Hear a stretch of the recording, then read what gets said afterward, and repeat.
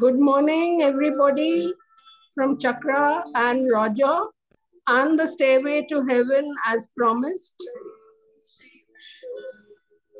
All it glitters is gold, and she's buying the stairway. Well, I'm not going to play the whole thing for you because YouTube will start screaming about copyright and all the rest of it. So I'm turning it off. But you can see in the background my main stage prop, and that is the Stairway to Heaven you see there. And you're going to find that Stairway to Heaven in all our chat shows now. See, Roger, can you see the Stairway to Heaven? Yes, it's right there.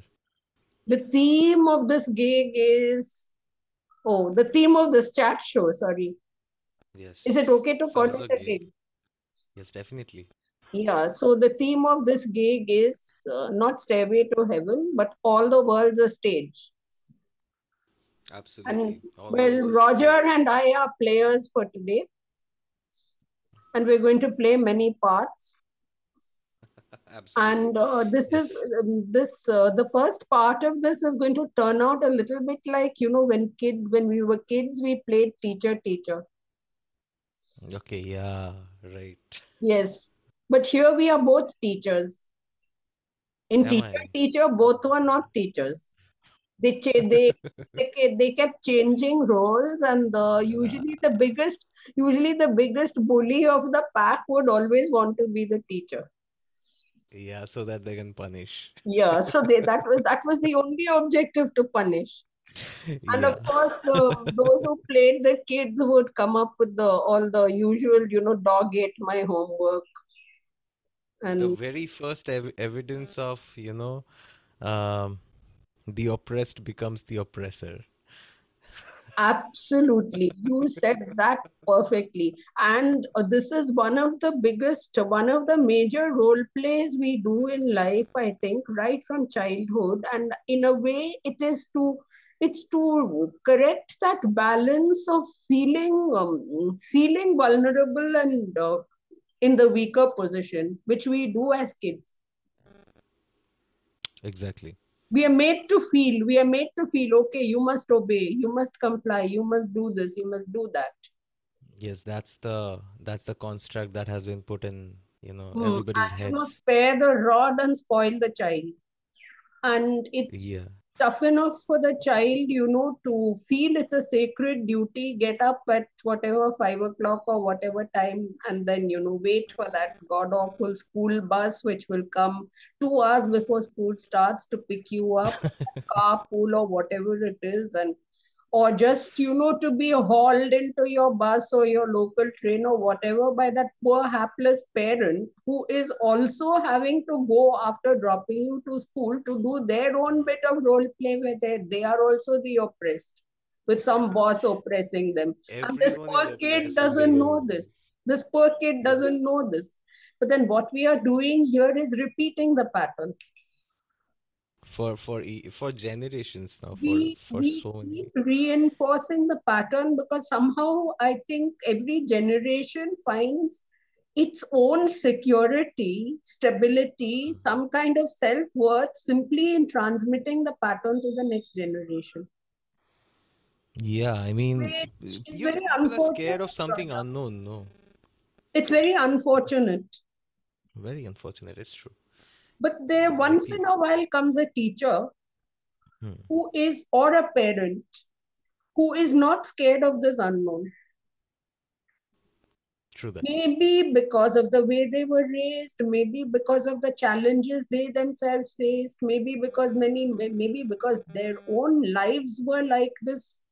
From the very start, their lives were like the stage where everything was an unknown, and every step of the way was just improvising. So exactly. It was like these people had to ad-lib their way through life. And they did it in such a way that actually they derived their power from those challenges.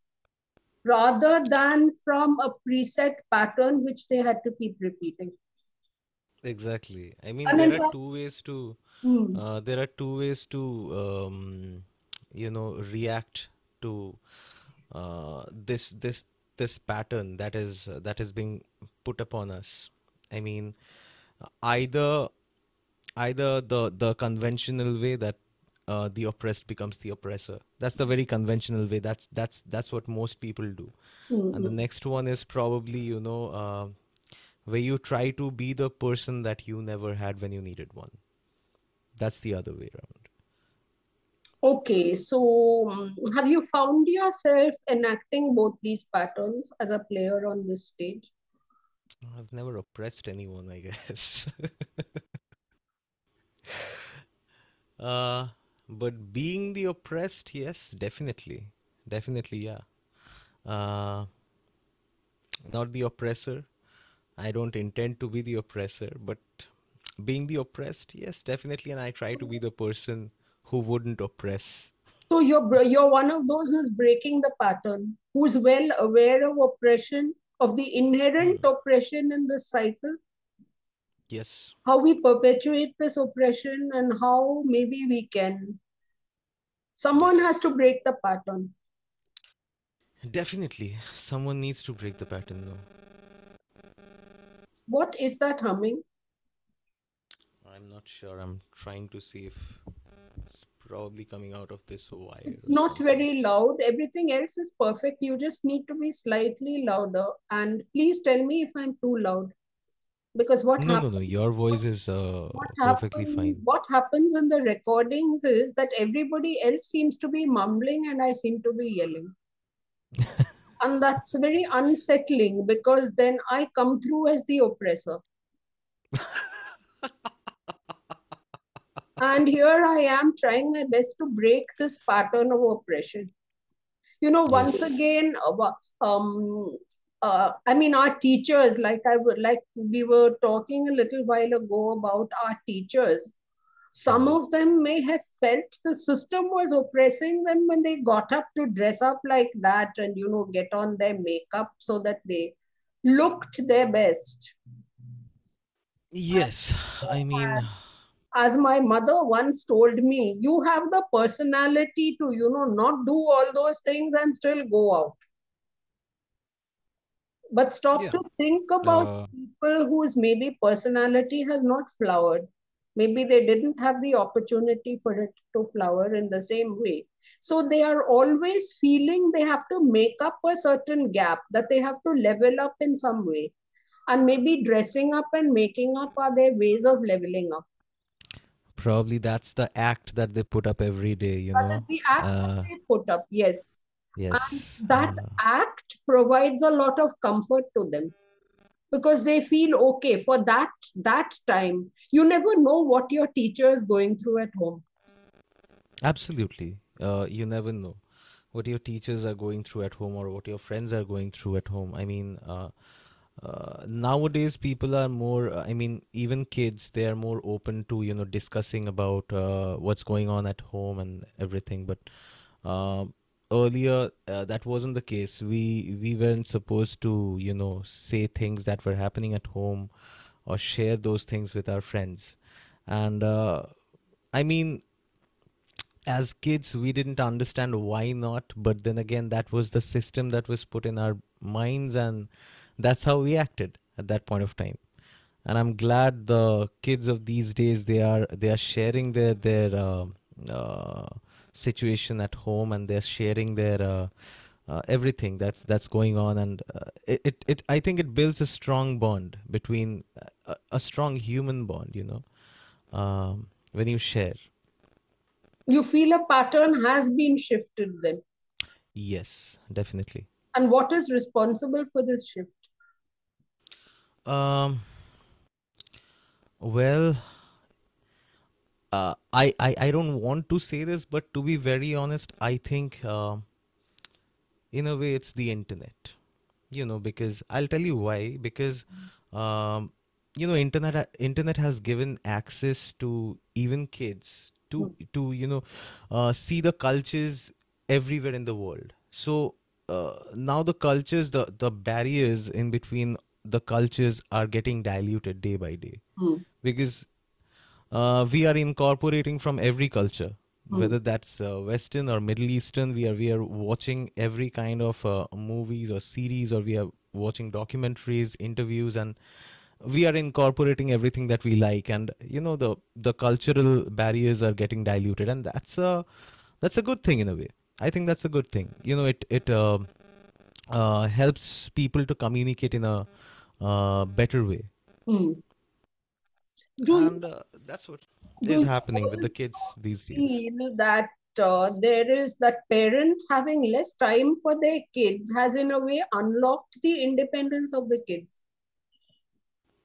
You could say that. I mean, every coin has two sides. It's true that it's not fair for the kids.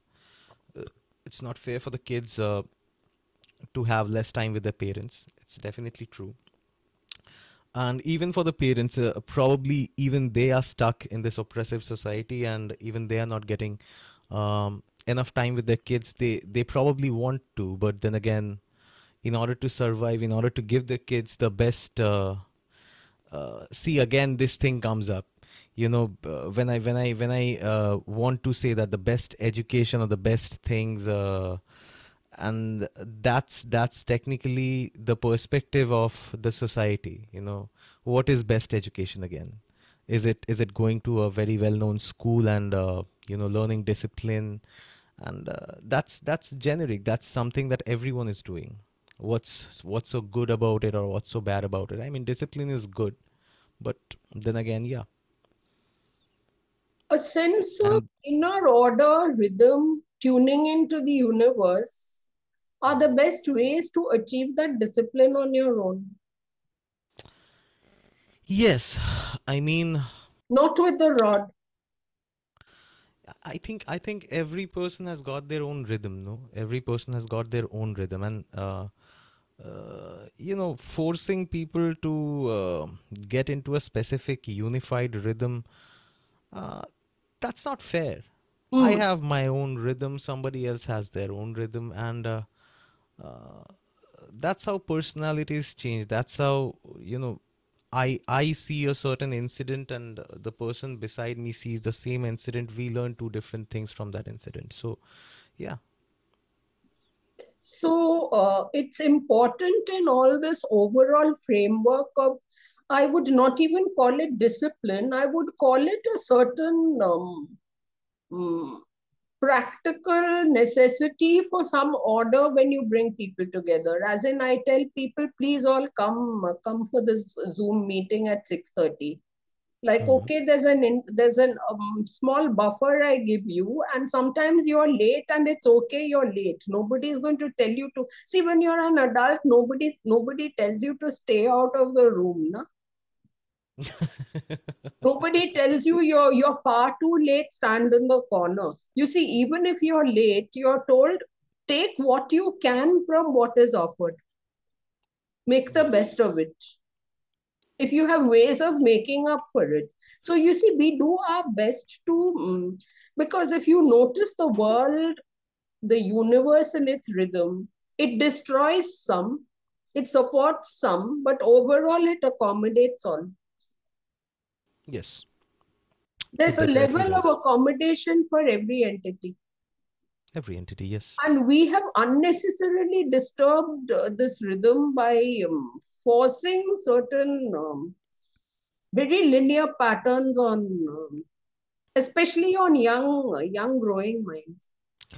Yeah, because young growing minds are the easiest to, Manipulate. mold. No, that's, yeah, manipulate. So Yeah. we are basically venting, living out our own desire for power, for control when we do Yeah. this. And Yes. that doesn't seem fair.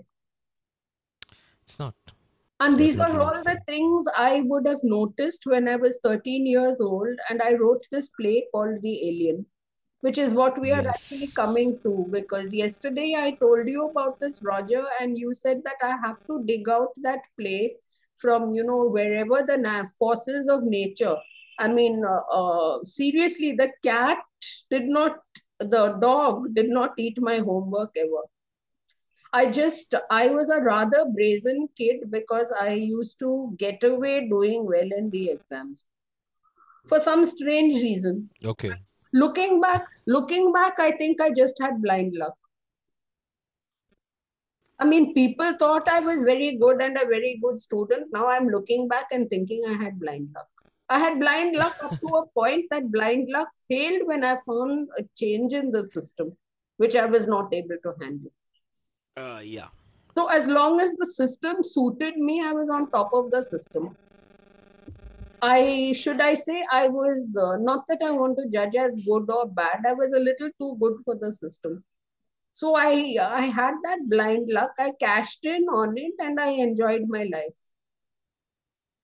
Then my time for enjoying my life was over.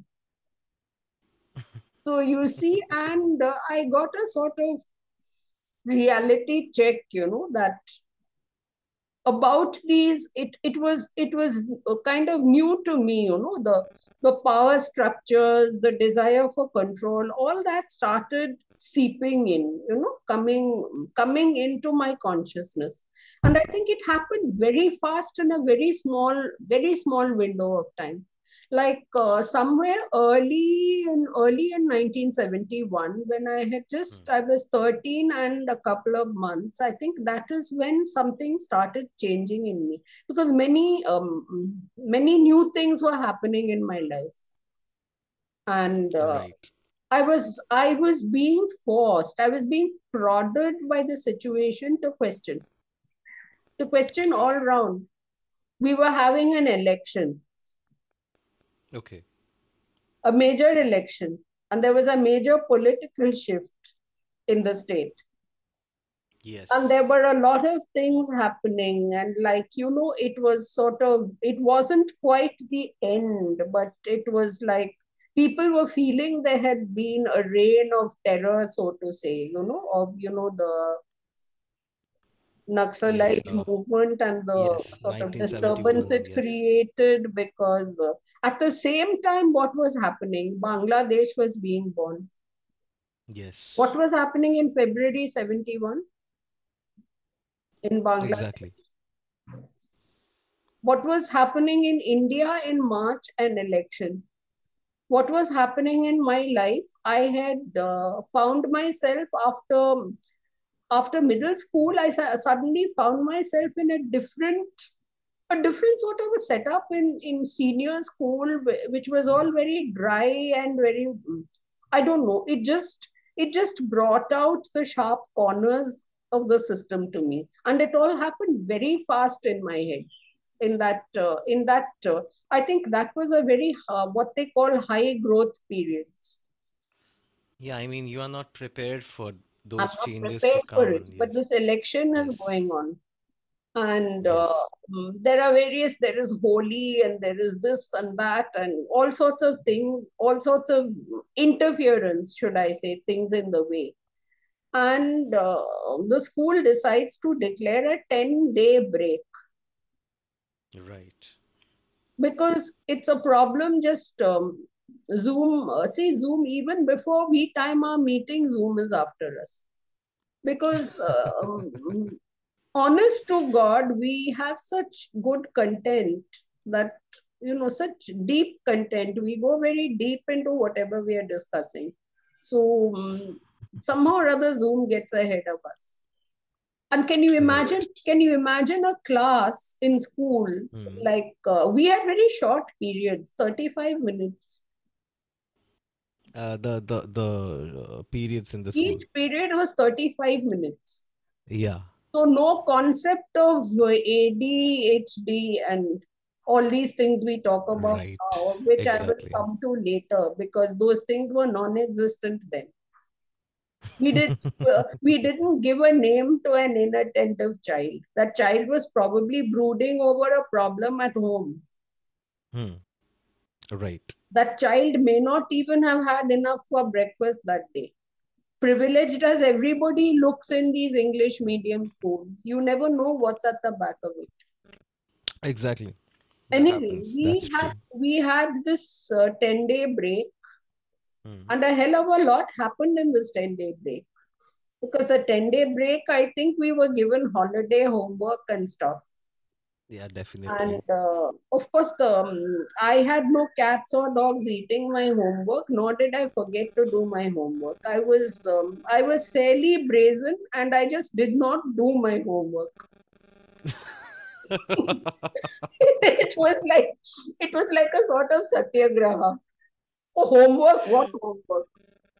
What am I doing? I mean, I'm supposed to write some, some stupid question from the literature book. Who did what, describe what he did on Wednesday, and how he jumped out of the window on Friday.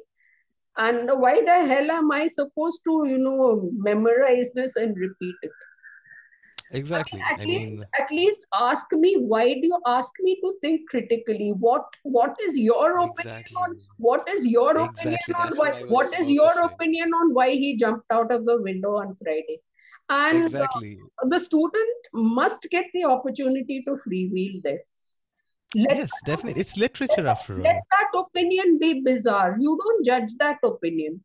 That opinion Absolutely. comes from something in that student's head, and it's your job as a teacher to, to get beyond your facade of lipstick and eyeshadow to look into what is going on in.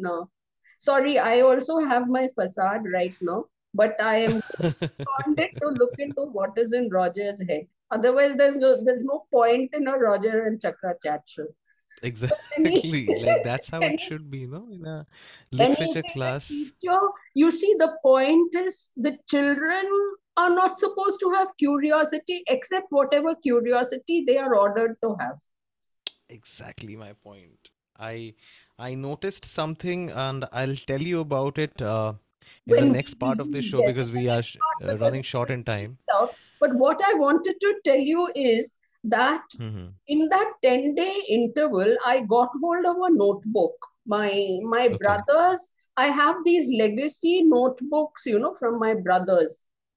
Okay. Okay. From some of them going back to 1959, and I have a funny feeling even my brothers didn't do their homework, because these khatas, these exercise books had mostly blank pages, and they were sort of, If I show you my yeah. copies, you'll So see I blank don't pages as know. well. So possibly, yes, considering all the unutilized pages, I mean, and these books were handed down to me by my father. Hmm. And Okay. Okay. he told me, "Oh, you use them as you like." So I promptly used one book with, the school badge and the school colors and everything. I took that book out, and Hmm. the father was a great recycler. So he would Okay. take all these, there were all these large bills, we got from stores, and printed, Okay. Okay. and Yeah, the printed nobody, bills. and Yes. all the lovely blank space on the rear of the bills. And he would take Yes. these, and he would punch holes in them, and he would tag them together and make these most amazing, rough work pads. Yes. Oh my And he would God. give these Yes. pads to his kids, and he would use them himself. So I would sort of doodle and do some of the rough work on those Hmm. pads. Okay. And then I would say, I mean, I don't know how all this happened, but I decided I'm writing a play. See, what I primarily felt between junior school, between middle school, where I was like, I was living it up in middle school.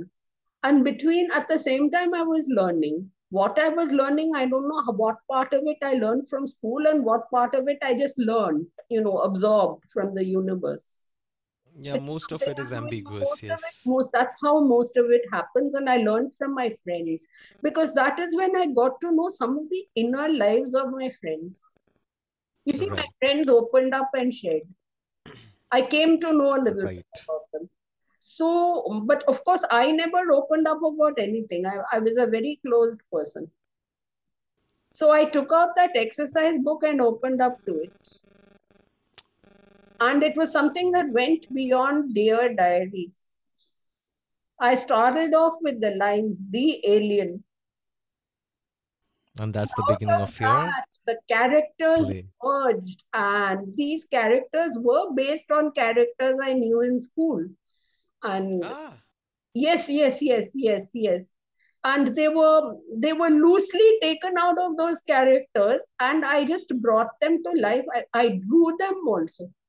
I have illustrations on that nice. play as well. The tragedy about that play is when many years later, when corporate life had just ground me into mincemeat, and I was nothing to question, nothing to answer, nothing to feel alienated from, nothing. It was just nothing. It's like Yeah, it was a I void. might, It's I like a might tell robot. you, except for some of the good friends I made and some other entertainment value, Hmm. what I learned primarily there is how not to live your life. And that in Yes, itself is a definitely. big lesson. And it's Definitely. nice. It's nice to be paid, albeit very much below your worth, your true Hmm. worth, to learn this Hmm. lesson, rather than to be paying to learn this lesson. But when you compare what Right. I paid in terms of health, Hmm. I wonder who actually paid who. But let's say it's all, as I say, everything evens out. If there is overall balance in the universe, some of the people pay a heavy price some of the time.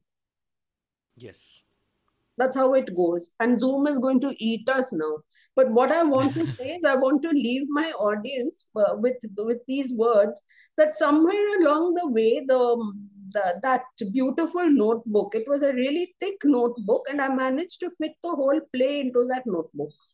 So you can imagine what big fat notebooks were given out to the kids for doing their homework, and how one of those smarty kids left all that homework undone and left that book as a legacy for me.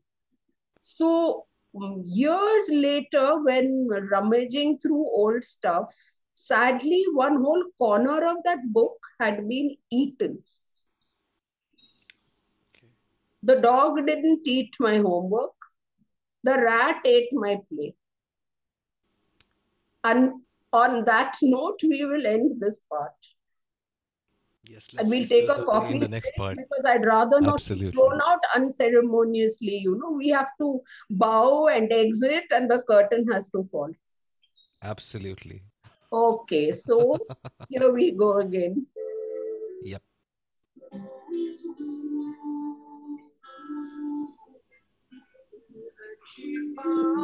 Bye for now.